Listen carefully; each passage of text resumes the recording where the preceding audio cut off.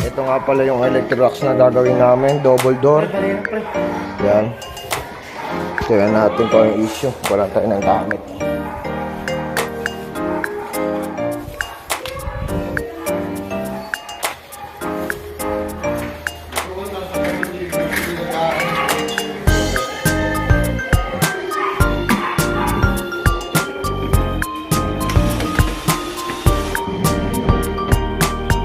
Sama ng parang kalulit.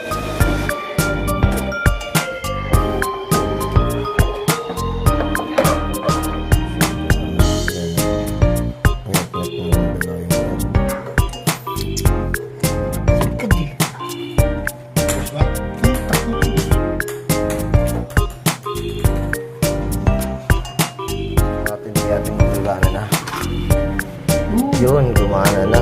Functioning na po siya. Naging issue nitong Electrolux na double door na to. Hinatnap siya ng daga. Niro-wiring pa namin. Yan, kasama na si parang kan.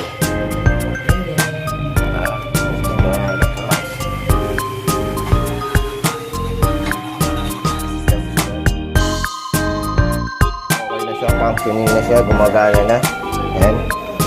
Yan, lumalamig na rin siya. Under observation na lang. Yan, mainit na rin ang gilid. Yan, ang lamig na kagad. Yan, sobrang init na. Functioning na po siya. Salamat.